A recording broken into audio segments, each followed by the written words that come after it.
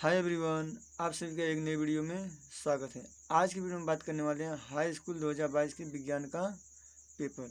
देखो, कोई भी पेपर देने से पहले उसके पिछले पेपर का जो पैटर्न उसको देखना बहुत ज़रूरी होता है। देखो, जो हर साल जो पेपर होता है, पेपर लगभग पैटर्न जो होता है लगभग पेपर का समान होते हैं, सिर्फ क्वेश्चन बदले रहते हैं। तो कोई भी एग्जाम देने से पहले उससे पिछले वर्ष का पेपर देखना बहुत ज़रूरी होता है, जिससे हमें पेपर का पैटर्न पता चल जाता है। देखो, ये क्या है, हाई स्कूल 2022 के विज्ञान का पेपर है। इनमें जो कुल मुद्रित पृष्ठों की संख्या होती है वो 16 होती है। यहाँ हमें अपना अनुक्रमांक भरना होता है। यहाँ हमारा जो अनुक्रमांक रहेंगे, यहाँ अपना अनुक्रमांक भर देंगे और यहाँ पर हमें अपना नाम भरना रहता है। यहाँ आप अपना हिंदी या इंग्लिश, जिसमें आपकी मर्जी करे उसमें आप नाम लिख सकते हैं। हिंदी में लिख सकते हैं, इंग्लिश में लिख सकते हैं, लेकिन जो नाम आपका प्रवेश पत्र हो यही आपको यहाँ नाम लिखना रहेगा। नहीं, जो पेपर दो कोड होती है, ये कोड होता है एक, ये कोड होते हैं। इस कोड का तो कोई महत्व नहीं होता, लेकिन जो ये कोड होता है इसका बहुत ज़्यादा महत्व होता है। देखो, जो यूपी बोर्ड होता है, यूपी बोर्ड में कुल 7 प्रकार के पेपर बनते हैं और हर पेपर के पेपर कोड क्या होता है, बदला रहता है। जो आप कॉपी लिखते हैं तो इसमें केवल हमको आंसर लिखना है। तो हम क्वेश्चन तो लिखते नहीं, क्योंकि हमारे पास इतना समय नहीं रहता, तो इसलिए हम डायरेक्ट आंसर लिखते हैं। तो आंसर लिखते तो हम किस क्वेश्चन पेपर से आंसर लिखे हैं ये कैसे पता चलेगा, क्योंकि पेपर तो 7 प्रकार के होते हैं। तो हमको इस पेपर कोड से पता चलता है कि इसी पेपर से ये क्वेश्चन का आंसर लिखा गया है। तो हमें ये जो कॉपी में ये जो पेपर का ये कोड होता है इसको बहुत केयरफुली भरना पड़ता है। आपका ये पेपर का कोड ये गलत नहीं होना चाहिए, न तो आपका रोल नंबर न ये पेपर कोड, क्योंकि किसी पेपर कोड से ही पता चलता है कि आप किस पेपर से आंसर लिखे हैं। तब ये है सन 2022 और विज्ञान का पेपर। देखो, इसमें हिंदी और इंग्लिश दोनों वर्जन दिए गए हैं। इसमें पूरा आपको जो समय दिया जाएगा 3 घंटे 15 मिनट। 15 मिनट आपको ये पेपर पढ़ने के लिए होते हैं और बाकी 3 घंटे आपको ये सॉल्व करने के लिए होते हैं। और पूरी पूर्णांक की अगर बात करेंगे तो पूरे पूर्णांक 70 होते हैं, जिनमें से आपको देखो पूरे पेपर कितने होंगे, 100 होंगे। इनमें से 30 नंबर आपको स्कूल से प्रैक्टिकल में दिए जाते हैं और 70 नंबर आपका लिखित होता है। और यहाँ पर नीचे आपको कुछ निर्देश दिए रहते हैं, इस निर्देश आपको वीडियो स्किप करके आप पढ़ लीजिएगा। इनमें देखिए पहला क्या है, इनमें एक खंड पेपर जो 3 खंडों में बता होता है, क ख ग, जिनमें से कहते हैं फिजिक्स, केमिस्ट्री, बायोलॉजी, वो अलग अलग खंड में दिए गए रहते हैं। और प्रत्येक खंड का जो पहला प्रश्न होगा बहुविकल्पी होगा और प्रत्येक खंड आप एक नए पृष्ठ प्रारंभ करना। और कुछ निर्देश आपको यहाँ दिए हैं, सभी प्रश्न करना अनिवार्य होता है और सभी अंक जैसे जो सभी प्रश्नों के जो अंक होते हैं उसके सामने निर्धारित किए गए हैं। ठीक, अब ये निर्देश कुछ भी है तो यहाँ से चलिए हम पेपर देखते हैं। देखो, पहला जो खंड क है, क्या है, खंड क, इनमें आपका फिजिक्स दिया है। इनमें आप क्या दिया है, फिजिक्स दिया है। तो चलिए देखिए क्वेश्चन को देखते हैं। देखो, पहला क्वेश्चन मेरा क्या है, मुख्य फोकस बिंदु की इकाई होती है। तो मुख्य फोकस बिंदु की जो इकाई होती है वो मीटर होती है। अब देखो, एक पारदर्शी माध्यम से दूसरे पारदर्शी माध्यम में प्रवेश करने पर एक प्रकाश किरण के लिए अपवर्तन कोण का मान आपतन कोण की तुलना में कम होता है यदि प्रकाश की किरण, देखिए इसमें क्या बोला है, जो अपवर्तन कोण हो वो कम हो और आपतन कोण क्या हो, ज़्यादा हो।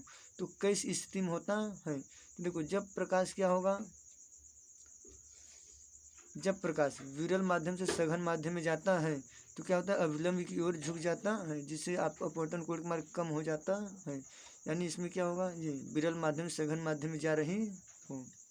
अगला मेरा क्वेश्चन क्या है, प्रतिरोध आर के किसी तार के टुकड़े को 3 बराबर भागों में काटा जाता है। इन टुकड़ों को फिर समांतर क्रम में संयोजित कर देते हैं। यदि संयोजन का तुल्य प्रतिरोध आर डैश है तो आर अपान आर डैश का अनुपात होगा, तो इसमें होगा 9। इधर देखते हैं क्वेश्चन। देखो, समरूप चुंबकीय क्षेत्र में स्थित एक धारावाही चालक पर लगने वाले बल की दिशा ज्ञात करने के लिए नियम है। देखो, धारावाही चालक पर लगने वाले बल की दिशा ज्ञात करने के लिए फ्लेमिंग के बाएं हाथ के नियम का प्रयोग करते हैं, जबकि जो कि प्रेरित धारा की दिशा ज्ञात करने के लिए फ्लेमिंग के दाएं हाथ के नियम का प्रयोग करते हैं। यानी हमको इसमें कौन सा आंसर होगा, बाएं हाथ का नियम। अब यहाँ पर मेरा आ गया दूसरा, यहाँ देखो इंग्लिश हिंदी दोनों वर्जन दिए हैं, तो यहाँ से मेरा आ गया इंग्लिश वर्जन। इंग्लिश वर्जन हमको देखना नहीं है क्योंकि सेम वही है। तो देखो, अब आ जाते हैं दूसरे क्वेश्चन की ओर। एक लेंस की फोकस दूरी क्या तात्पर्य है, तो इसकी आपको परिभाषा केवल लिखना रहेगा। एक वस्तु अवतल दर्पण के मुख्य फोकस तथा ध्रुव के बीच स्थित है वस्तु के प्रतिबिंब की स्थिति किरण आरेख बनाकर दिखाइए। इसमें आपको चित्र छाप कर इसमें किरण आरेख दिखा देना है। ग मेरा है 20 सेंटीमीटर फोकस दूरी वाले एक उत्तल दर्पण के सामने कोई वस्तु 20 सेंटीमीटर की दूरी पर रखी है तो उसके प्रतिबिंब की स्थिति ज्ञात कीजिए। तो इसमें क्या करें, दर्पण है तो 1/f बराबर 1/v प्लस 1/u का सूत्र लगाकर आप इसको हल कर लेंगे। ये भी आपको 2 नंबर का है, ये भी 2 नंबर का और ये भी 2 नंबर के हैं। तो चलिए तीसरे सवाल की तरफ चलते हैं। इधर मेरा आ गया तीसरा सवाल। देखो तीसरे सवाल में क ख 2 दिए हैं जबकि प्रत्येक सवाल आपको 4 नंबर के हैं। देखिए पहला क्या है, 3 प्रतिरोध की प्रतिरोधकता यानी 2 ओम 3 ओम 6 ओम प्रतिरोध दिए गए हैं। इनका किस प्रकार में संयोजन किया जाए कि इनका परिणामी प्रतिरोध का मान कितना हो। पहला 4.5 ओम, दूसरा 4 ओम। यानी 2 ओम 3 ओम 6 ओम की प्रतिरोध कैसे जोड़े कि पहले स्थिति में आपको 4.5 ओम प्राप्त हो, दूसरी स्थिति में 4 ओम प्राप्त हो।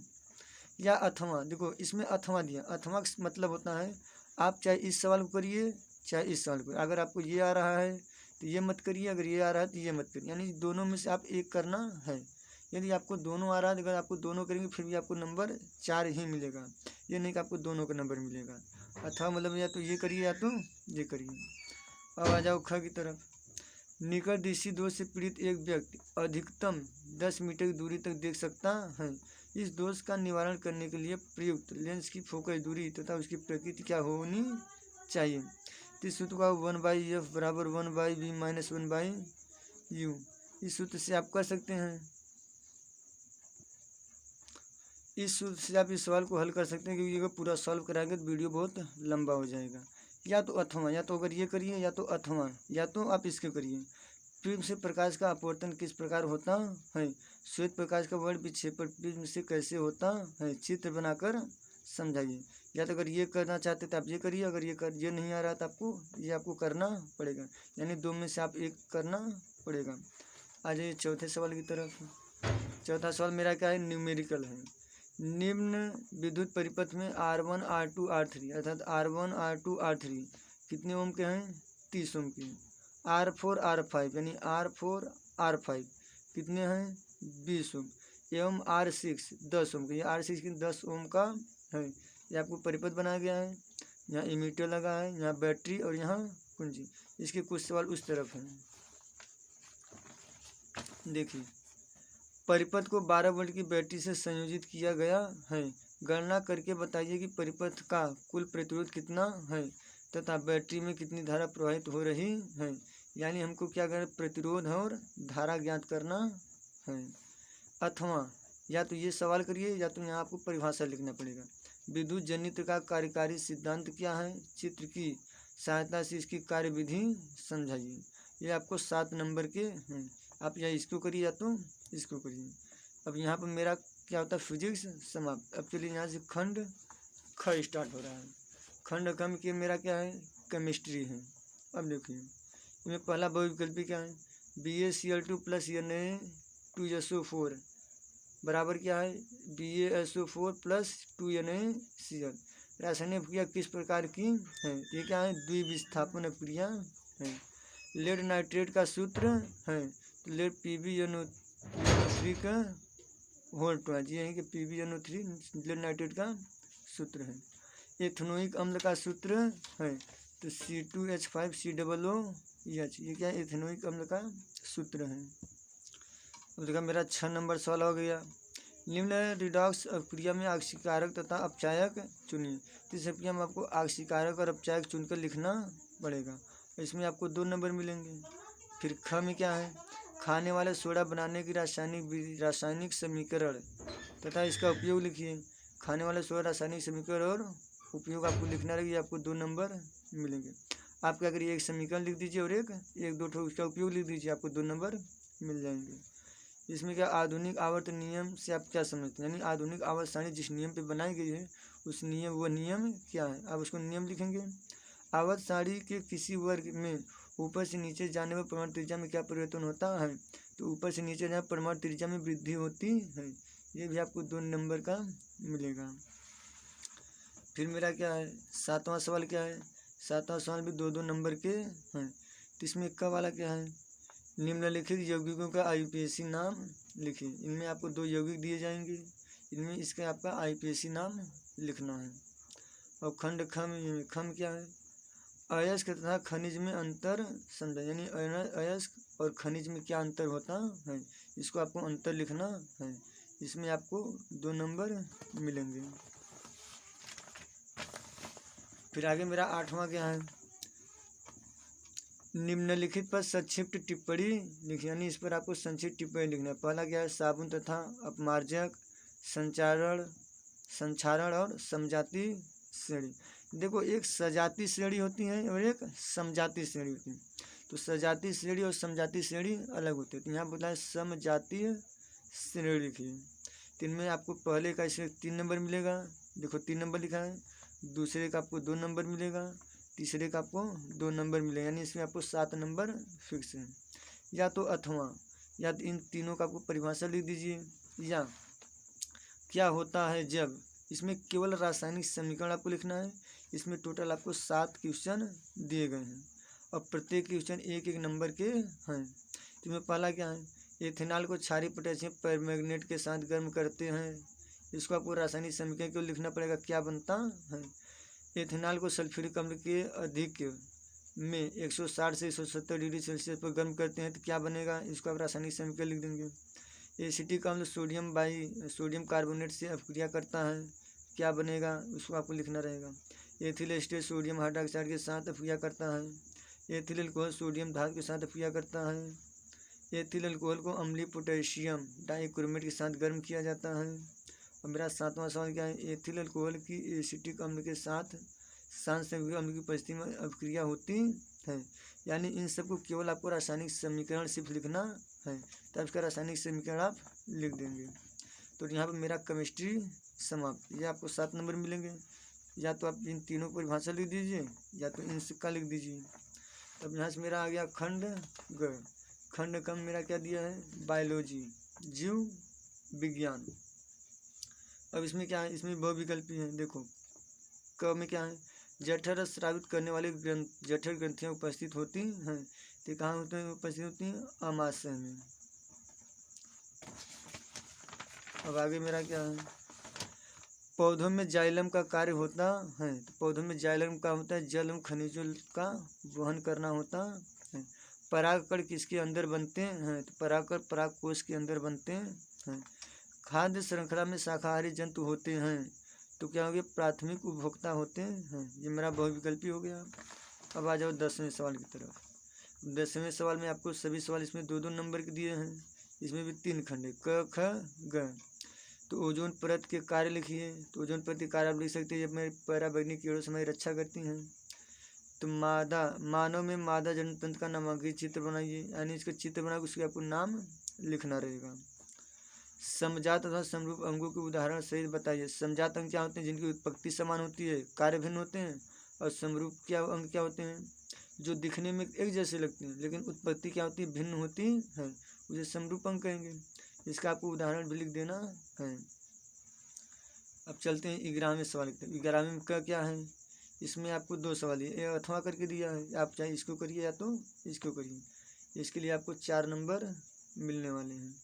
तो क्या है मेरा, मानव आहार नाल में होने वाली पाचन क्रियाओं का वर्णन कीजिए।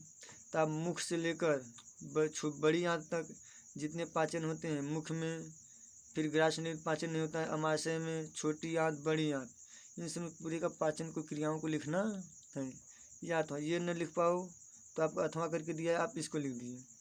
पौधों में होने वाले प्रकाशानुवर्तन तथा गुरुत्वानुवर्तन गतियों का वर्णन कीजिए। आप इनको या तो ये करिए या तो ये करिए, आपको 4 नंबर मिलेंगे इससे। फिर आ जाते हैं खंड ग में, पादप में पाए जाने वाले कायिक प्रजनन का उल्लेख कीजिए। यानी पादप में जो कायिक प्रजनन होते हैं, जैसे हो गया कलम लगाना, कलप दाब लगाना, ये सब जनन होते हैं, ये कायिक जनन के अंतर्गत आते हैं। तो इन सबको आपको वर्णन करना रहता है। या अथवा, या तो इसको न करिए या तो इसको करिए। खाद्य श्रृंखला एवं खाद्य जाल से आप क्या समझते हैं, इसमें भी आपको 4-4 नंबर मिलेंगे। खाद्य श्रृंखला तो ये वह, खाद्य जाल से आप क्या समझते हैं।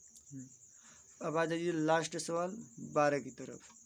जो जैव विकास की मूलभूत संकल्पनाओं का विवरण दीजिए। इसमें आपको 7 नंबर मिलने वाले हैं। इसमें भी अथवा करके दिया है, या तो आप इसको करिए या तो इसको। जो मूलभूत संकल्पनाएं तो लगभग 7-8 संकल्पनाएं होती हैं। इन सबको आपको 7-8 का आपको लिखना रहेगा। जैव विकास की मूलभूत संकल्पनाओं का विवरण दीजिए। या मेंडल के अनुवांशिकता नियमों का विस्तार से वर्णन कीजिए। यानी मेंडल ने अनुवांशिकता जो नियम थे, जैसे स्वतंत्र विहन का नियम, पृथक्करण नियम और प्रभाविता का नियम, इन सब नियमों का आपको वर्णन करना रहेगा। मेंडल ने अपना प्रयोग मटर के दाने, मटर के पौधे पर किया था। इसमें आप पूरा वर्णन करेंगे, आपको 7 नंबर मिल जाएंगे। अगर इसमें जो फिजिक्स और केमिस्ट्री के जो सवाल है, अगर सवाल को जानना चाहते हैं तो इसकी वीडियो हम अलग से बना देंगे। अब मिलेंगे नेक्स्ट वीडियो में।